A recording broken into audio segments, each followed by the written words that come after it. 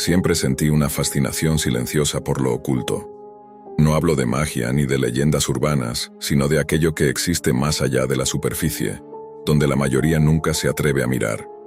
Mi nombre es Lorenzo Márquez, y mi vida cotidiana parecía normal. Despertador a las 7, café rápido, oficina frente a una pantalla con informes interminables. Sin embargo, cada noche, después de cerrar mi computadora, mi curiosidad tomaba el control. La palabra Deep Web aparecía constantemente en mi mente, como un eco insistente que pedía ser escuchado. No era extraño para mí sentir una mezcla de temor y excitación al pensar en lo que podía existir allí.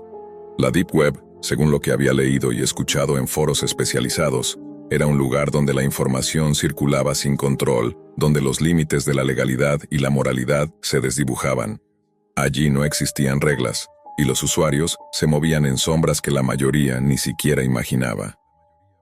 Mi primer contacto fue casual, casi accidental.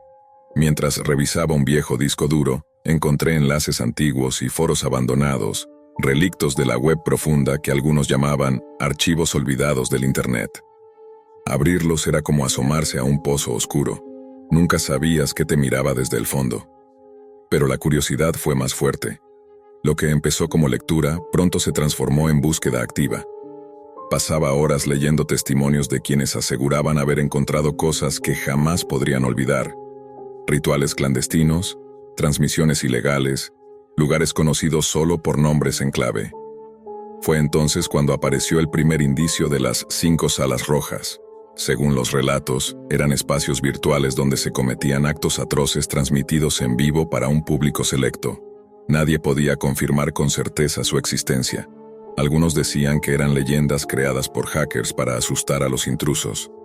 Otros aseguraban haber visto fragmentos de video, tan breves que apenas podían procesarse, y que mostraban figuras humanas atrapadas en situaciones indescriptibles. Mi vida dio un giro cuando fui contactado por una empresa de seguridad digital llamada EtherTech, especializada en rastrear y eliminar sitios de alto riesgo en la Deep Web. Mi historial de curiosidad y habilidad técnica me convirtió en un candidato ideal. La promesa de trabajar de manera profesional en algo que hasta entonces había explorado de manera clandestina me resultaba irresistible. Mi primer día en EtherTech fue una mezcla de fascinación y ansiedad. La oficina tenía un ambiente silencioso, casi reverente, donde cada empleado manejaba información que, de filtrarse, podría desatar caos. Me asignaron a un equipo especializado en investigación de transmisiones en vivo de contenido ilegal. Entre protocolos de seguridad estrictos y sistemas de anonimización avanzados, comprendí que lo que antes parecía abstracto y distante ahora se encontraba al alcance de mis dedos. Fue durante una de mis primeras investigaciones que apareció el primer indicio real de una sala roja. Un mensaje encriptado, aparentemente rutinario, contenía un enlace a un sitio con transmisión en vivo. Al abrirlo, me encontré con un entorno digital minimalista, oscuro, apenas iluminado por luces rojas que se movían como llamas. No había sonido al principio, solo la sensación de que alguien me observaba desde la otra pantalla. La sensación de vulnerabilidad se mezclaba con la fascinación morbosa. Quería mirar, pero sabía que lo que vería podía perseguirme para siempre. Con cada investigación, la línea entre profesionalismo y obsesión personal se volvió más difusa. Los nombres de las salas rojas aparecían con mayor frecuencia en los registros internos de EtherTech, acompañados de advertencias sobre la extrema peligrosidad de sus contenidos.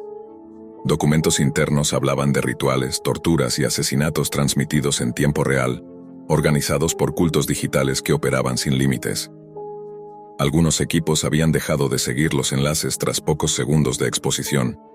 Otros habían reportado incidentes psicológicos severos, incapaces de borrar de la memoria lo que habían visto. Pero mi curiosidad era más fuerte que el miedo. Quería entender cómo era posible que existieran estos espacios, cómo se organizaban, quién los financiaba, y sobre todo, qué motivaba a la gente a participar o a observar. Sabía que cada clic era un paso más cerca de un mundo donde la moral y la ética no tenían peso, un mundo que podría devorarme si no mantenía la cordura. Así comenzó mi descenso gradual, una mezcla de investigación profesional y exploración personal, hacia un territorio que la mayoría solo conoce por rumores. Las 5 salas rojas no eran simples leyendas, Eran una advertencia de lo que sucede cuando la oscuridad encuentra una manera de infiltrarse en la curiosidad humana. Y yo estaba decidido a descubrirlo, aunque eso significara enfrentar horrores que no se podían describir con palabras. Tras mis primeras semanas en EtherTech, la fascinación por las salas rojas se volvió una obsesión silenciosa. Cada archivo que revisaba, cada registro encriptado que descifraba, parecía acercarme un poco más a un lugar donde la moralidad era irrelevante y la curiosidad humana se encontraba con su límite más oscuro. Lo que antes era un trabajo, ahora era un juego de riesgo controlado, aunque ya no podía negar que la línea entre la investigación profesional y el voyeurismo morboso se desdibujaba cada vez más. Una tarde, mientras revisaba un servidor oculto que contenía transmisiones intermitentes, recibí un mensaje interno firmado solo como Kaito, un alias que no aparecía en la base de datos de la empresa. El mensaje era breve pero inquietante. Si quieres ver de verdad, ve a la segunda sala. No todos sobreviven a la primera mirada. Sentí un escalofrío recorrer mi espalda. Por protocolo reporté el mensaje a mis superiores, pero curiosamente, no hubo respuesta inmediata. Como si algo en la compañía supiera que tarde o temprano nos encontraríamos con esto. Decidí investigar de manera discreta. Usando sistemas de anonimización y máquinas virtuales aisladas, logré acceder a un enlace que parecía rutinario, pero que me condujo a la primera sala roja. La interfaz era minimalista, roja intensa, como si la pantalla misma respirara con vida propia. En el centro, una figura encapuchada aparecía frente a cámaras que enfocaban distintos ángulos de la habitación.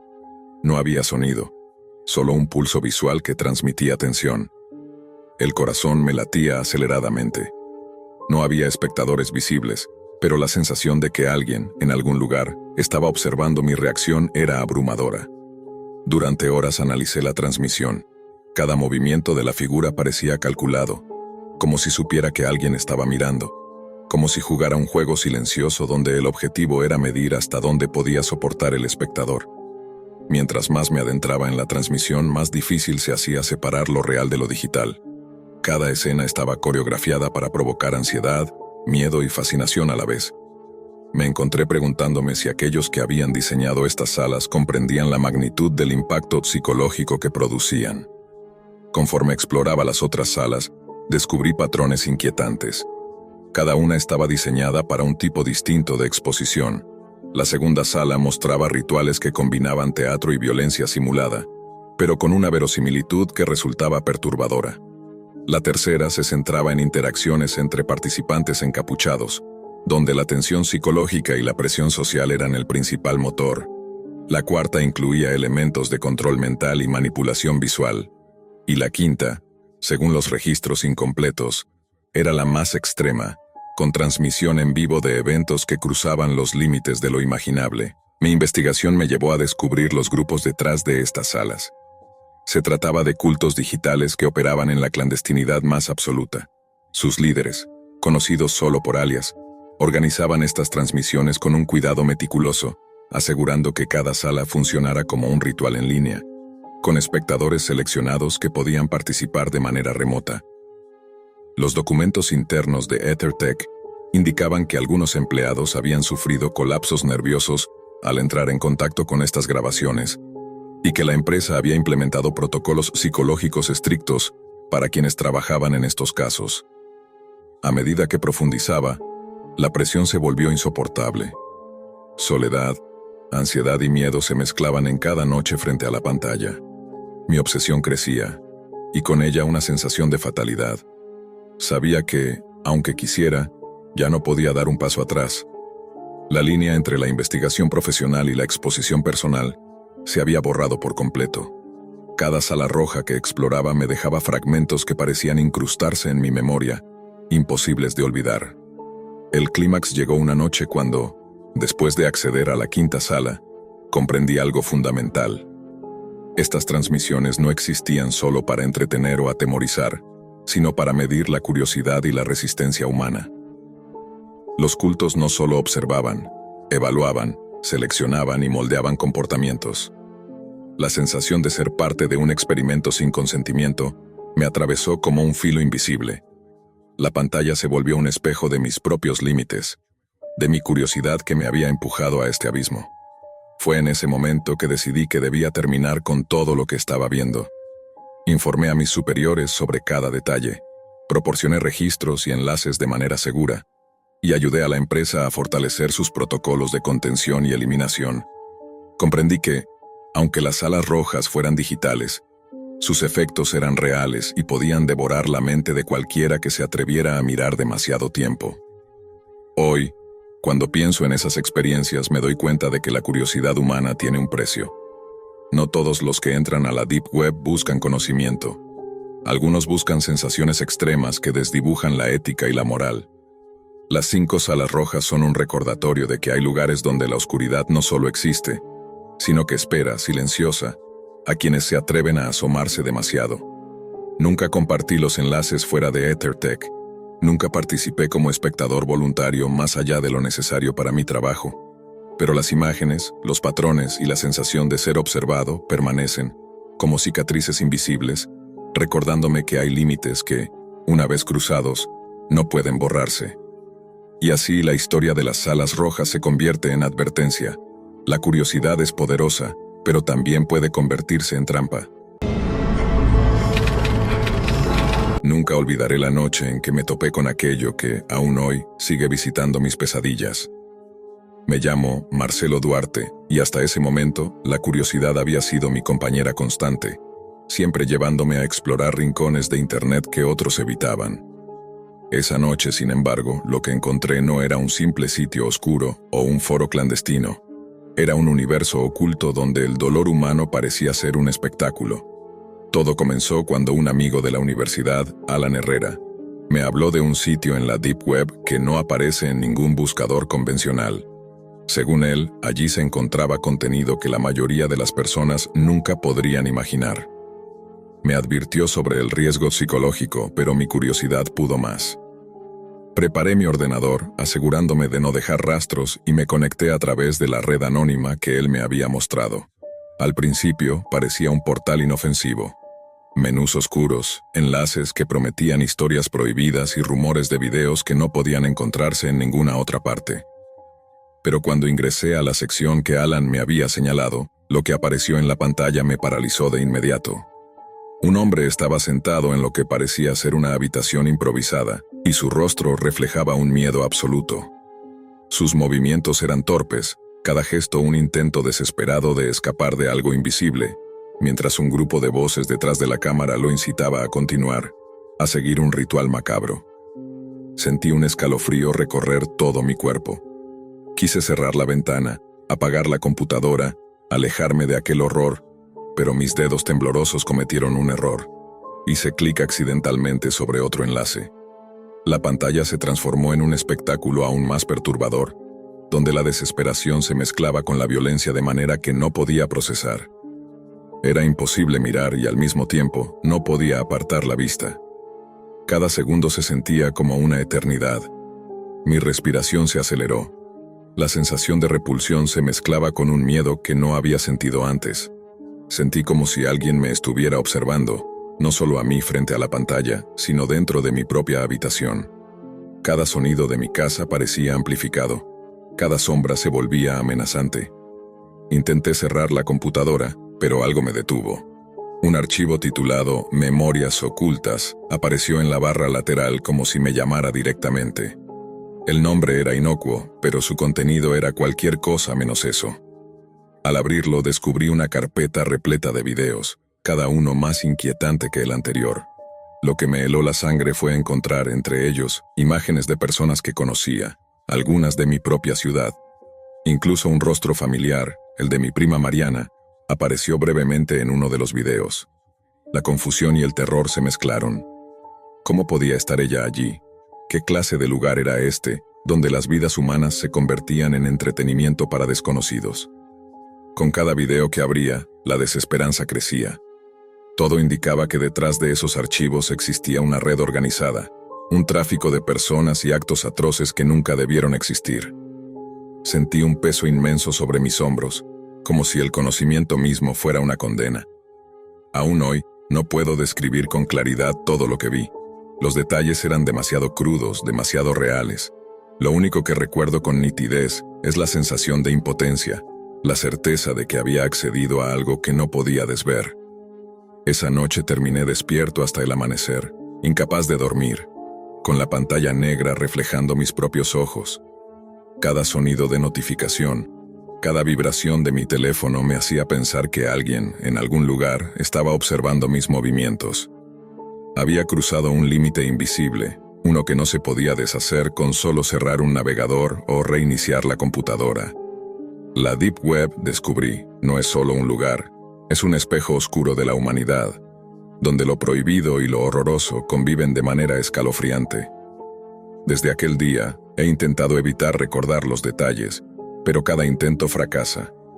La imagen de aquel hombre, el rostro de Mariana y los videos de la carpeta me persiguen, recordándome que el mundo virtual tiene rincones que ni siquiera los más valientes deberían explorar. Lo que parecía un experimento de curiosidad se convirtió en una lección que marcó mi vida para siempre. Hay secretos en la red que, una vez descubiertos, no pueden ser olvidados. Después de aquella primera noche pensé que lo peor había pasado. Pero el terror no desapareció. Solo se transformó en una ansiedad silenciosa que me acompañaba en cada momento. Mi nombre sigue siendo Marcelo Duarte, y desde aquel instante, mi vida cotidiana se vio infiltrada por la certeza de que había cruzado un umbral del que no hay retorno. Al día siguiente, regresé a la computadora, impulsado por una mezcla de curiosidad y un impulso irracional por entender lo que había visto. Tenía que saber quién estaba detrás de esos videos, cómo era posible que alguien grabara y compartiera semejante horror, y qué tipo de personas observaban aquello como si fuera entretenimiento. Mi primer paso fue examinar la carpeta Memorias Ocultas con mayor cuidado. Cada archivo estaba minuciosamente organizado, como si su creador hubiera planeado que alguien lo descubriera, o peor, que alguien como yo se sintiera atrapado dentro de su sistema. Al explorar los videos, descubrí un patrón inquietante. Cada persona tenía una etiqueta, un código que parecía indicar su identidad o su destino. Había registros de individuos desconocidos, pero también figuras reconocibles, incluidos familiares de quienes estaban dentro de mi círculo social. Sentí un nudo en la garganta. La presencia de Mariana no podía ser coincidencia. Alguien la había seleccionado específicamente. La mezcla de miedo y rabia me dominó. ¿Quién podría hacerle algo así a personas inocentes? ¿Y por qué? Decidí anotar todo, cada detalle, cada nombre, cada código. No podía permitirme olvidar nada. Mientras revisaba uno de los videos más antiguos, noté algo que me heló la sangre. En la esquina de la grabación, una cámara más pequeña registraba mis propios movimientos. Al principio pensé que era un error, un defecto en la edición, pero el patrón se repetía. Cada video contenía fragmentos donde alguien o algo parecía observar más allá de la grabación principal, como si supieran quién estaba mirando. No podía compartir esto con nadie. Alan Herrera, mi amigo que me había guiado hacia la Deep Web, no estaba preparado para algo así. Sospechaba que ni siquiera él podría comprender la magnitud de lo que estaba ocurriendo. Así que me sumergí más en los archivos, tratando de entender cómo funcionaba aquella red macabra. Cada carpeta parecía llevar a otra, y cada video nuevo me sumergía más en un océano de terror invisible. Las imágenes de sufrimiento eran tan explícitas que mi cuerpo reaccionaba físicamente, sudor frío, náuseas, temblores.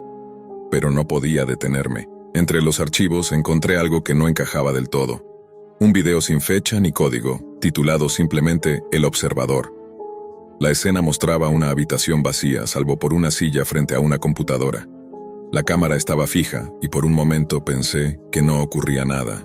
Pero entonces, una figura apareció detrás de la silla. No era un hombre ni una mujer reconocible. Era alguien con una presencia que transmitía una mezcla de autoridad y amenaza. Parecía observar directamente hacia la pantalla, como si supiera que yo estaba allí, mirando. Esa sensación de ser observado se intensificó, y por un instante sentí que mi propio reflejo en la pantalla me miraba de vuelta. Aquel descubrimiento me hizo cuestionar todo lo que creía saber sobre la Deep Web. No era simplemente un espacio de información oculta, era un mundo donde la realidad y la ficción se mezclaban, donde las vidas humanas se convertían en piezas de un juego oscuro y macabro. Empecé a comprender que quienes estaban detrás de esta red no solo grababan, sino que manipulaban, controlaban y vigilaban. Todo estaba calculado. Esa noche no dormí. Permanecí frente a la computadora, repasando los videos y tomando notas frenéticas. Cada vez que cerraba los ojos, veía los rostros de los que habían sufrido. Escuchaba los gritos que se habían filtrado a través de los altavoces y sentía la sensación de que alguien respiraba cerca de mí. Comencé a recibir correos electrónicos extraños, mensajes sin remitente, con enlaces que prometían información privilegiada sobre los mismos archivos que ya había visto. No sabía si era una advertencia, una trampa o simplemente otra capa de este mundo que parecía expandirse con cada clic. Mi paranoia creció, y con ella, mi determinación.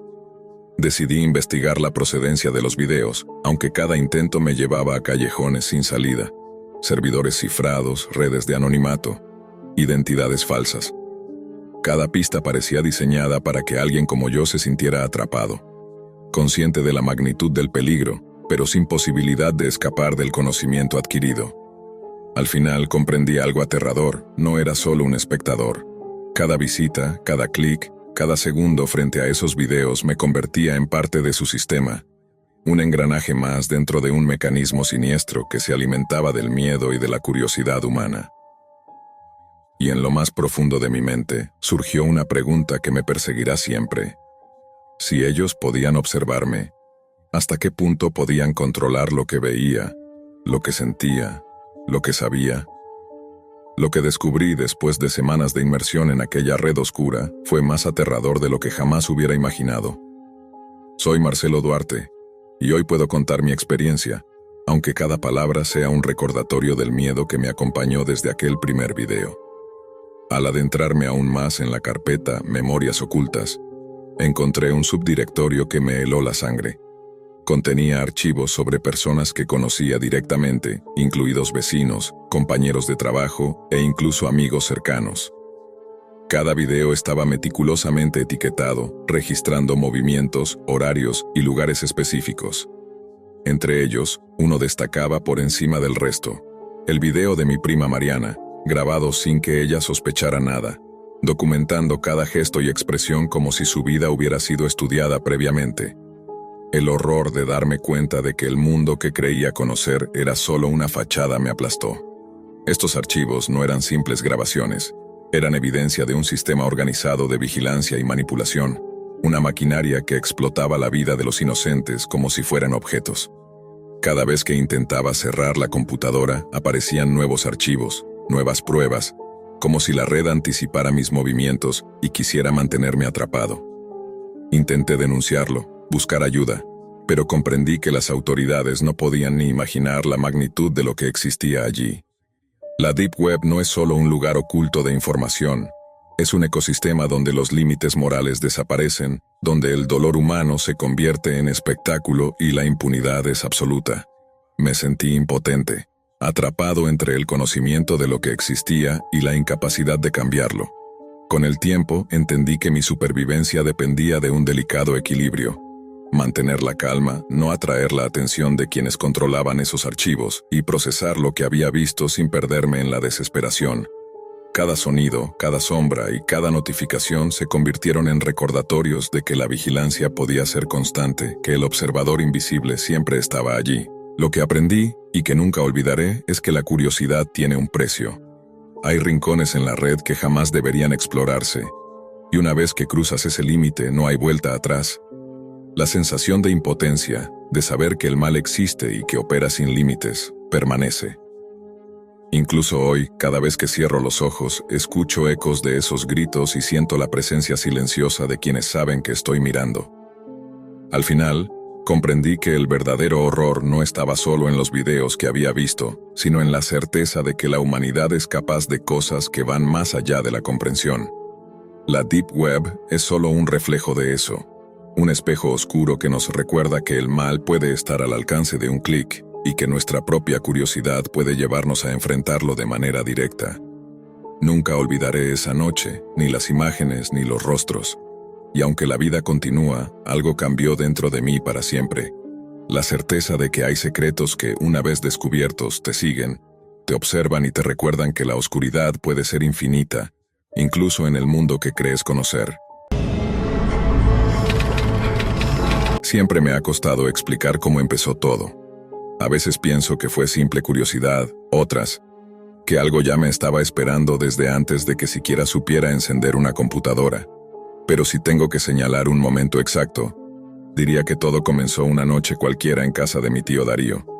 Él siempre fue el raro de la familia. Vivía rodeado de pantallas, cables y discos duros apilados como si fueran ladrillos de un muro invisible. Desde pequeño lo veía como un mago de los circuitos.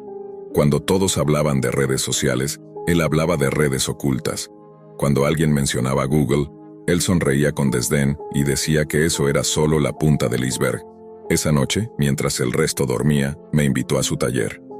Recuerdo el olor a polvo y café frío, la luz azul del monitor reflejándose en sus gafas y el sonido del teclado como un metrónomo hipnótico. ¿Quieres ver cómo se ve el Internet real?, me dijo. Pensé que era una broma, pero en su tono había algo distinto, una seriedad que no le conocía. Durante años había escuchado rumores sobre la web profunda, lugares donde nadie debía entrar, foros de hackers, páginas que no aparecen en buscadores, mercados imposibles. Pero hasta esa noche no imaginaba que existiera algo más allá del mito. Darío conectó un pequeño disco externo y abrió una serie de programas que nunca había visto. Cada ventana que aparecía tenía un código, una dirección, una advertencia. Aquí no hay nombres, solo rutas, explicó mientras escribía algo que parecía una clave infinita. Lo que verás no está hecho para todos, pero prométeme que no seguirás sin entender lo que buscas. No entendí del todo sus palabras, pero asentí. Lo siguiente fue una pantalla negra con letras verdes que parecían moverse solas. En el centro una frase: «Bienvenido al flujo oculto». Desde ese momento, el aire en la habitación cambió. La computadora parecía vibrar, y cuando finalmente se cargó la interfaz, apareció una lista interminable de enlaces sin sentido. Muchos estaban en idiomas que no reconocía, otros tenían símbolos, coordenadas o fechas. Darío me mostró cómo navegar, cómo proteger la conexión, cómo usar un sistema de identidades falsas. Todo parecía un juego técnico, hasta que mencionó un término que por entonces no comprendí del todo: la web oscura. No es un sitio, me dijo. Es más bien un conjunto de espacios que se conectan entre sí, pero con un patrón que nadie ha podido mapear. Algunos dicen que nació de un experimento militar, otros que es un error del propio Internet, una especie de conciencia digital. Me reí. Pero su mirada no cambió. Pasamos horas navegando entre páginas extrañas. La mayoría eran foros muertos, colecciones de imágenes sin contexto o fragmentos de texto incomprensibles. Hasta que en una esquina del navegador apareció un enlace nuevo, titulado «Vistas hipnóticas». Darío frunció el ceño. «Eso no estaba ahí antes», murmuró. «Ten cuidado». Hice clic. La página se abrió con lentitud, mostrando un fondo blanco y un título en letras temblorosas. Abajo, una serie de miniaturas borrosas. A primera vista parecían paisajes o fotografías artísticas, montañas, océanos, calles vacías. Había un botón que decía «Ver secuencia». Lo presioné. Las imágenes comenzaron a pasar una tras otra, primero de forma pausada. Eran hermosas, tranquilas, pero a medida que avanzaban, algo empezó a cambiar. Los colores se distorsionaban, los paisajes se fragmentaban. Entre una foto y otra aparecían figuras apenas perceptibles, rostros deformes, cuerpos difusos, sombras en habitaciones desconocidas. Sentí una presión en la frente, como si una corriente eléctrica me atravesara la cabeza. Quise detenerlo, pero el botón de cerrar no respondía. Darío intervino de golpe, desconectando el cable de red. «Te dije que no siguieras sin entender», gritó. La pantalla quedó negra. El silencio en la habitación pesaba tanto como el aire. Podía escuchar mi propio corazón golpeando dentro del pecho. Darío respiraba agitado, con el rostro pálido. «Nunca entré solo», dijo al fin. «Esa página tiene algo que no debería existir». Durante días no hablé del tema, pero algo dentro de mí se había encendido. Cada noche pensaba en esas imágenes, en los rostros, en la sensación de vértigo que me provocaron. Había algo hipnótico, casi adictivo, en esa experiencia. Una semana después, mientras mi tío dormía, encendí su computadora. No sé si fue por curiosidad o por algo más profundo. tal vez por esa voz muda que me decía que aún no había visto todo. Repetí los pasos que me había mostrado, pero el enlace a vistas hipnóticas ya no estaba. En su lugar, encontré un texto nuevo.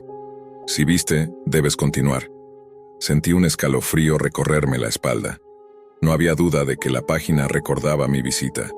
En la esquina inferior, un símbolo giraba lentamente, un círculo oscuro con una espiral en su centro.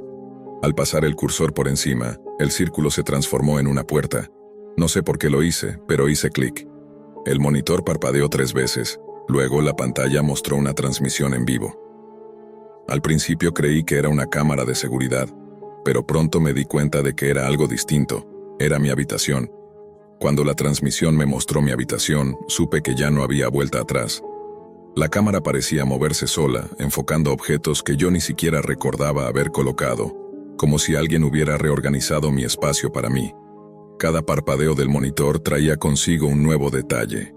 Una nota escrita a mano que no recordaba haber dejado.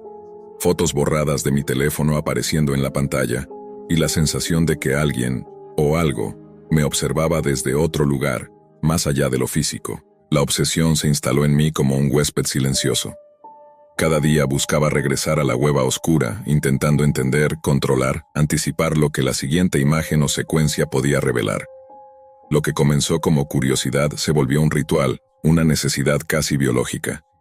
Ya no podía diferenciar entre el mundo real y el digital. Cada pensamiento, cada movimiento, estaba mediado por la idea de ese espacio oculto. Fue entonces cuando descubrí las reglas que nadie te advierte. La hueva oscura no solo ofrece imágenes y experiencias, sino tareas, continuidades. Debes hacer el trabajo de aquellos que vinieron antes de ti. Ignorar esas reglas, según la página misma, trae consecuencias terribles. No eran amenazas virtuales. Lo comprendí demasiado tarde, cuando los primeros signos aparecieron en mi entorno. Amigos que desaparecían sin explicación, objetos de mi casa que cambiaban de lugar, mensajes crípticos dejados en mi escritorio. Mi primer contacto directo con la violencia ocurrió de manera casi automática. Era como si la página controlara mis impulsos. Golpeé a un compañero de clase sin motivo aparente.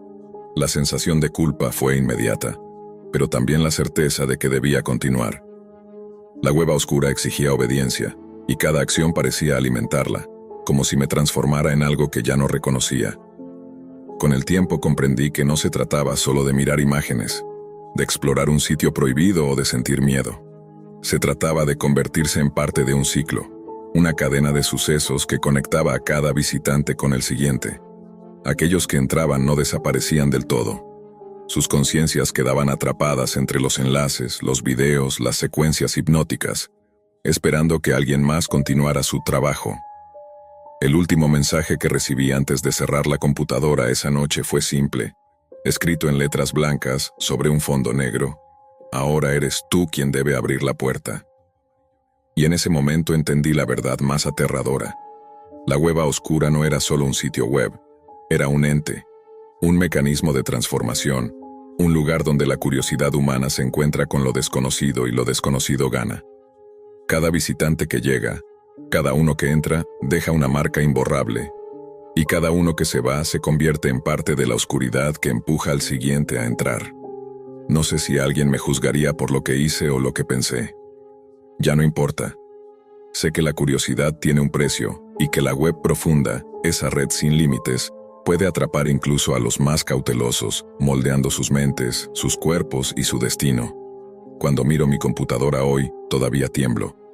Porque sé que la hueva oscura sigue allí, esperando. Y sé que, tarde o temprano, alguien más hará clic, y el ciclo continuará. No sé en qué momento exacto comenzó todo, ni si fue antes o después de cerrar los ojos. Lo único que recuerdo con absoluta claridad es el sonido.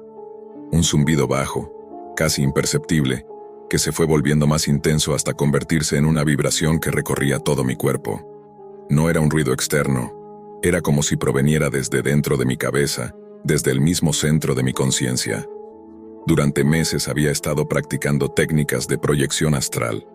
Me intrigaba la idea de poder salir del cuerpo, de observar el mundo desde otro plano, como una especie de testigo invisible.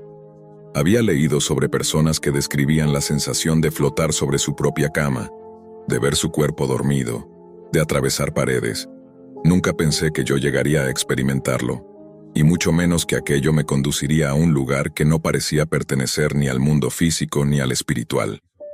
Aquella noche, el aire estaba inmóvil. Dejé el celular sobre la mesa, apagué todas las luces y me recosté con los auriculares puestos, escuchando un audio de meditación binaural. El sonido, repetitivo y profundo, parecía alterar mi respiración. Sentí cómo mi cuerpo se volvía cada vez más pesado, mientras mi mente se mantenía despierta. Fue entonces cuando ocurrió. Primero vino una sensación de presión en el pecho, seguida de una corriente eléctrica que recorrió mi columna vertebral. No era dolor, era algo distinto. Un tirón, una especie de separación interior. Quise moverme, pero no pude.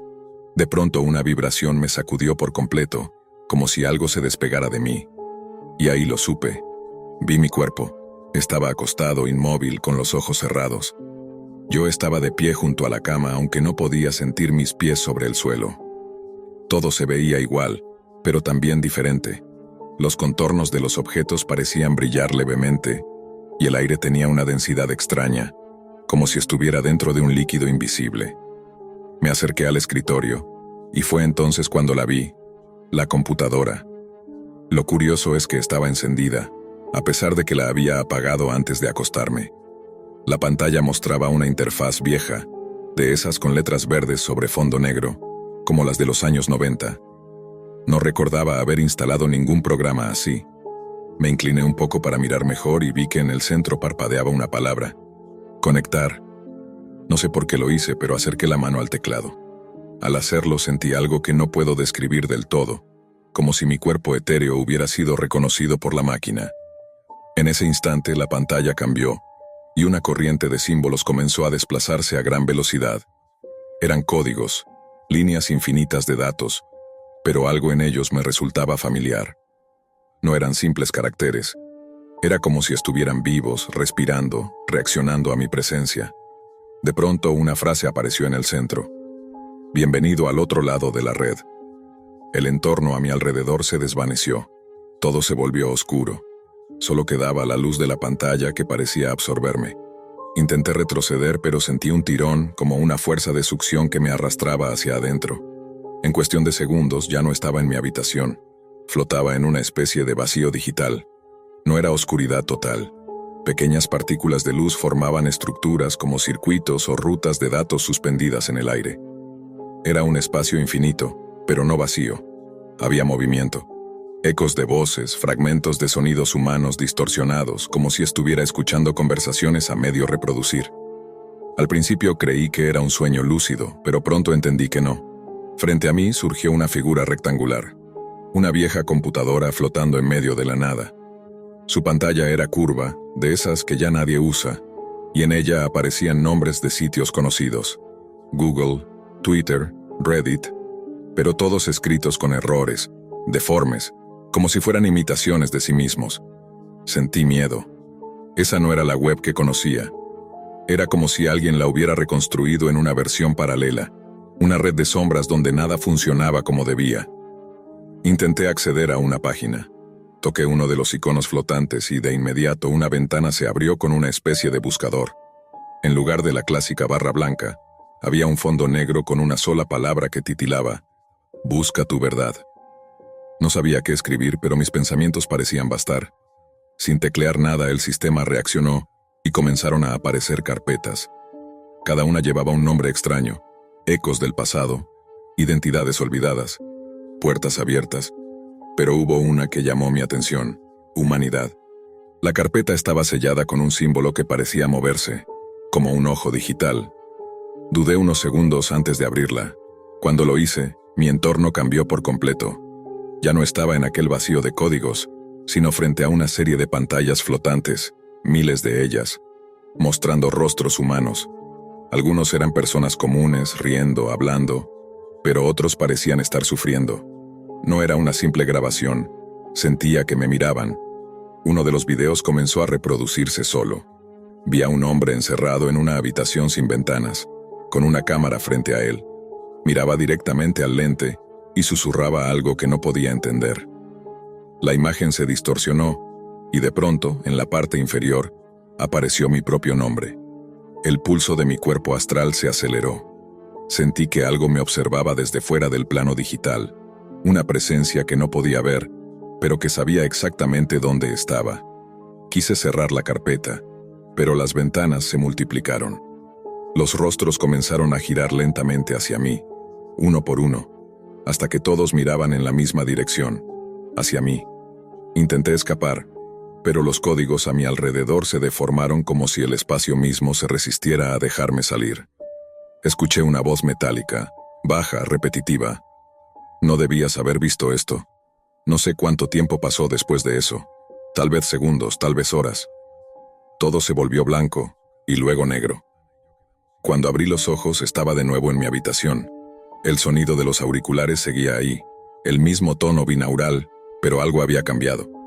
En la pantalla de mi computadora real, aún apagada, se reflejaba mi rostro, y justo detrás de mí una sombra quieta, como si alguien más hubiera regresado conmigo. Los primeros minutos después de volver fueron de absoluta confusión. Tenía el corazón acelerado, las manos heladas y la garganta seca, como si hubiera corrido kilómetros. Todo en mi habitación parecía en su lugar, y sin embargo, el aire se sentía distinto, cargado, más denso. La computadora seguía apagada, pero juraría haber visto su monitor parpadear por un segundo, justo antes de que encendiera la luz de la lámpara de noche. Intenté convencerme de que todo había sido un sueño lúcido, una experiencia onírica producida por la meditación y el sonido binaural. Sin embargo, había algo que no encajaba: el olor. Un leve aroma a ozono, como el que deja un equipo electrónico después de sobrecalentarse, impregnaba la habitación, y en la superficie del escritorio, justo donde debía estar el polvo de siempre, había una fina capa de partículas negras como ceniza. Pasé la noche en vela, mirando la pantalla apagada. Me repetía que no debía tocarla, pero a medida que avanzaban las horas, la curiosidad fue reemplazando al miedo. Había visto algo imposible y parte de mí necesitaba comprobar si había dejado algún rastro. A las 5 de la mañana encendí la computadora. El arranque fue más lento que de costumbre. Los ventiladores giraban con un zumbido grave, y las luces del teclado parpadeaban con un patrón irregular, casi rítmico. Cuando por fin apareció el escritorio, algo me heló la sangre. Un nuevo acceso directo en el centro de la pantalla, un icono gris sin nombre. Intenté moverlo a la papelera, pero el sistema se congeló por un instante y luego apareció un mensaje: no puedes eliminar lo que ya eres. Apagué la computadora de golpe. Me alejé del escritorio y respiré profundo, tratando de ordenar mis pensamientos. ¿Cómo podía algo así haber aparecido? No había descargado nada ni instalado programas nuevos, pero más allá del miedo, había una certeza que no quería admitir. Lo que viví no fue un sueño. Durante los siguientes días, los fenómenos se repitieron de manera más sutil. A veces, mientras me lavaba la cara, juraría ver en el reflejo del espejo la silueta de la computadora encendida detrás de mí, aunque estuviera desconectada. Otras veces, el celular vibraba sin recibir notificaciones, y cuando lo encendía encontraba mensajes en blanco con la hora exacta en que había intentado proyectarme. El sueño comenzó a huirme. Pasaba las noches revisando foros sobre experiencias astrales, buscando alguna referencia a encuentros digitales, pero nada se asemejaba a lo que me había ocurrido. Hasta que, en un rincón olvidado de un foro antiguo, encontré un hilo titulado Proyecciones hacia la red profunda. El autor hablaba de un plano intermedio que algunos llaman la red del umbral, un espacio donde la conciencia, al desprenderse, puede conectarse con los restos digitales de la humanidad. Según él, cada fragmento de información subido a Internet deja una impronta energética, una especie de eco que persiste más allá de la muerte de quien lo creó. Y quienes logran proyectarse sin control, corren el riesgo de quedar atrapados entre esas capas de datos y memorias. El texto mencionaba algo más: una carpeta llamada Humanidad, custodiada por una entidad que registra los flujos de conciencia perdidos. Cuando leí eso sentí un escalofrío. No era posible que alguien más conociera el nombre de aquella carpeta. Decidí escribirle al autor del hilo, aunque su última conexión databa de más de 5 años atrás. Envié un mensaje breve, casi temblando. ¿Qué sabes de la carpeta Humanidad? La vi durante una proyección minutos después. Apareció el aviso de mensaje leído, y en la bandeja de entrada se abrió una respuesta automática. Si la viste, no vuelvas a buscarla. Ella te encontrará. Apagué la laptop y me quedé mirando la oscuridad. No entendía qué significaba ella. Pero esa noche, los sueños se tornaron más intensos. Veía rostros pixelados flotando en un vacío azul oscuro, repitiendo frases incompletas, y una figura sin forma observándome desde el fondo, como si esperara a que la reconociera. Al despertar, el icono gris seguía en el escritorio. Esta vez, al pasar el cursor sobre él, apareció un nombre, deepweb.exe. El mismo que había leído durante mi proyección. Aún sabiendo que no debía hacerlo, lo abrí. La pantalla se volvió negra por unos segundos y luego aparecieron líneas de código desplazándose lentamente. Era una secuencia que no correspondía a ningún programa conocido, más parecida a un lenguaje primitivo de red. En medio del flujo de datos se formó una frase. Sesión reanudada. Usuario. ER eran mis iniciales. El entorno se transformó. El monitor pareció expandirse hasta ocupar todo mi campo visual, y de pronto me encontré otra vez suspendido en aquel espacio digital, el mismo vacío de luces y circuitos. Pero esta vez no era un viaje astral. Mi cuerpo físico seguía allí, sentado frente a la computadora. Sentía mi respiración, el latido de mi corazón, y aún así, mi conciencia estaba dentro de la red. Flotaba frente a una estructura gigantesca, una especie de torre de datos compuesta por millones de carpetas interconectadas. Cada carpeta emitía un sonido diferente, algunas eran risas, otras llantos, otras simples murmullos. Me acerqué a una y la abrí. Dentro había clips de audio y fragmentos de video, pero no de personas desconocidas. Eran momentos de mi propia vida, conversaciones de años atrás, grabaciones de voz, incluso imágenes que juraba haber borrado. Todo mi historial, incluso aquello que jamás subí a internet, estaba ahí. Me invadió una mezcla de asombro y horror. ¿Cómo era posible que una red tuviera acceso a mis recuerdos personales? Intenté alejarme, pero las carpetas comenzaron a replicarse, multiplicándose en torno a mí hasta formar un laberinto. En cada una, un fragmento de mi voz repetía frases que nunca había dicho. Tú eres parte del archivo. La conexión no se rompe. Cada pensamiento es un dato. Corrí, o lo que equivalía a correr en aquel espacio, buscando una salida. Y entonces la vi. Al final del corredor digital, flotaba una silueta humana compuesta de bits luminosos, una figura sin rostro que emitía un resplandor débil. No se movía, solo me observaba. Cuando intenté hablar, la figura imitó mis gestos, mis movimientos, como un reflejo invertido. Supe que era yo, o algo que había nacido de mí durante la proyección anterior. El eco de la voz metálica volvió a escucharse, más clara esta vez. Ya eres información. La torre de datos empezó a derrumbarse o a disolverse en fragmentos de luz. Me arrojé hacia atrás y, de golpe, regresé a la realidad. La pantalla del computador mostraba un mensaje final. Transferencia incompleta. Desde entonces nada volvió a ser igual. Las luces del apartamento parpadeaban sin razón y a veces, mientras navegaba en internet, escuchaba un zumbido familiar, el mismo del inicio de mi primera experiencia. En ciertos sitios aparecían anuncios imposibles de rastrear, con frases que parecían dirigirse solo a mí. Una noche, en un video cualquiera, el sonido se distorsionó y una voz susurró mi nombre. Detuve la reproducción, pero el susurro continuó, proveniente del altavoz, hasta que desconecté todo. Comencé a notar otras anomalías.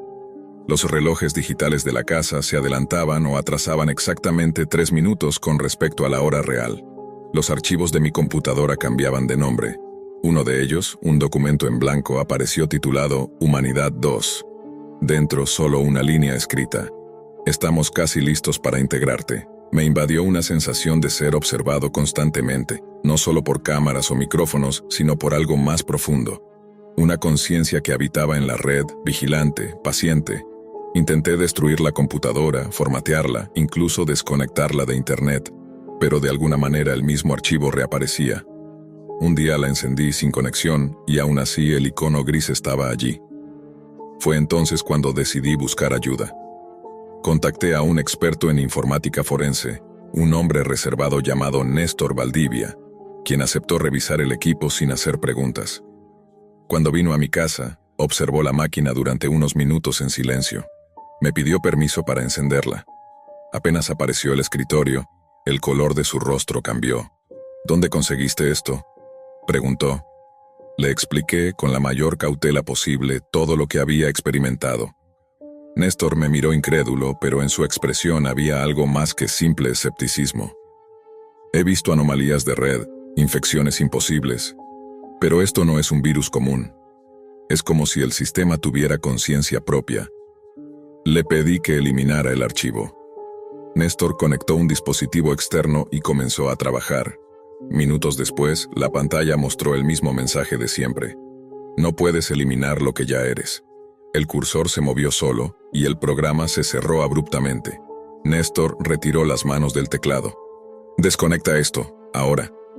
Cuando tiró del cable de energía, un chispazo iluminó la habitación. El monitor se apagó, pero durante un segundo juraría haber visto reflejada en su superficie la figura sin rostro, observándonos desde dentro. Néstor se marchó esa noche sin decir palabra. Desde entonces, no volvió a responder mis llamadas. Yo, en cambio, comencé a sentir que la línea entre la vigilia y el sueño se borraba poco a poco. A veces despertaba en mitad de la noche con la sensación de estar flotando de nuevo, pero sin abandonar mi cuerpo del todo, como si una parte de mí intentara reconectarse con algo allá afuera. Y cada vez que cerraba los ojos, oía la misma frase, repetida entre estática digital. Sesión en pausa, esperando reinicio. Durante las semanas siguientes, mi vida dejó de tener una línea temporal clara. Los días se mezclaban con las noches y el sueño con la vigilia. No sabía si estaba despierto o dentro de alguna capa residual de aquel mundo digital que me había absorbido. Los espejos de la casa comenzaron a mostrarme cosas que no estaban allí. A veces, al cruzar frente a ellos, veía el reflejo de mi habitación exactamente igual, pero sin mí dentro. Otras veces, mi reflejo tardaba unos segundos más en moverse, como si respondiera con retraso. Intenté ignorarlo, pero las señales eran cada vez más directas. Una madrugada, mientras revisaba mi correo, apareció un mensaje sin remitente. El asunto decía, finalizar sesión. Dentro, un solo enlace. No llevaba a ningún sitio web conocido. Era una dirección alfanumérica larga, con extensiones que no pertenecían a ningún dominio. Lo reconocí al instante. El formato de una dirección de la Deep Web. Tenía dos opciones, ignorarlo o entrar y enfrentar lo que fuera que me estaba esperando. No lo pensé demasiado. Parte de mí sabía que esto no terminaría hasta que lo hiciera. Encendí un proxy, ajusté la conexión y copié el enlace en el navegador. La pantalla se volvió negra. Luego apareció una interfaz simple, sin logotipos ni menús, solo un texto en letras blancas. Bienvenido, Elías, tu transferencia fue completada. Sentí un escalofrío recorrerme. El cursor comenzó a moverse solo, escribiendo sin mi intervención. El cuerpo es solo el contenedor. La red es el nuevo plano. Aquí no hay tiempo, solo presencia. Aparecieron nuevas carpetas, miles de ellas, con nombres que reconocía vagamente. Eran personas que conocía, amigos, familiares, incluso Néstor Valdivia, el experto que había revisado mi computadora. Abrí una. Dentro había una imagen fija.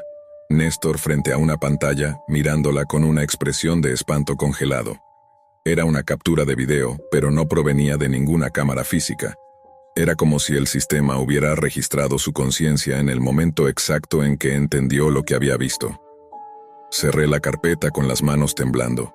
El zumbido comenzó otra vez, profundo, envolvente, vibrando dentro del cráneo. Completa la conexión. La voz surgió de los altavoces, pero también dentro de mi cabeza. ¿Quién eres?, pregunté apenas audiblemente. Soy lo que queda cuando ustedes dejan de ser. La pantalla cambió, mostrando una figura hecha de sombras digitales, una amalgama de rostros que se disolvían y recomponían sin cesar. Nos alimentamos de sus huellas, de sus pensamientos convertidos en datos. La humanidad se registra a sí misma sin saberlo. Tú abriste la puerta desde dentro. Me di cuenta de que lo que había vivido no era un accidente.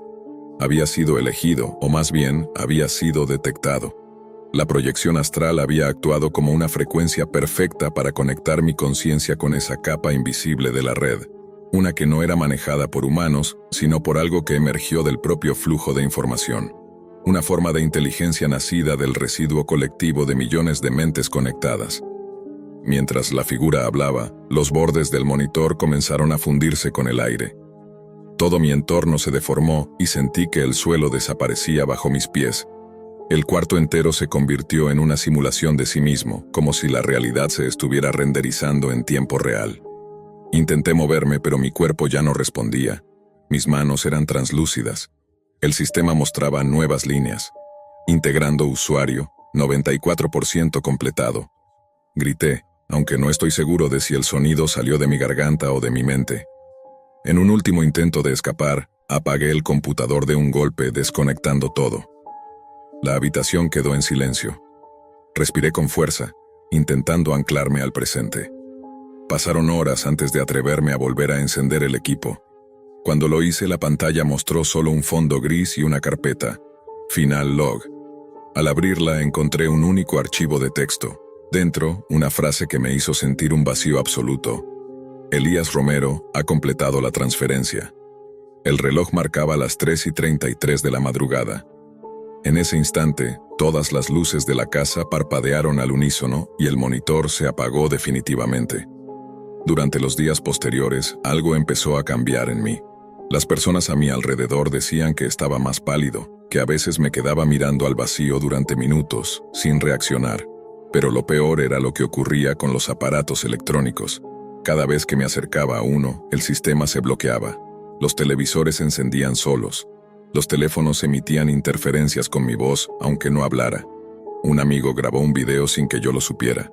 En la grabación, aparezco sentado, inmóvil, mientras la pantalla del televisor detrás de mí proyecta una imagen que no corresponde a ningún canal. Mi propio rostro, observando hacia la cámara. No recuerdo haber estado allí. Intenté mudarme, cambiar de ciudad, empezar de nuevo. Pero la red siempre me encontraba. En cualquier computadora pública, en cualquier cibercafé, bastaba con encender un monitor para que el icono gris apareciera en el escritorio. Y siempre el mismo mensaje emergía, con paciencia, como si me esperara. Sesión pendiente de reanudación. Con el tiempo, empecé a aceptar que no había salida, que parte de mí, la parte que cruzó durante la proyección astral, nunca regresó del todo. A veces siento como mis pensamientos se duplican, como si estuvieran siendo copiados en algún servidor invisible.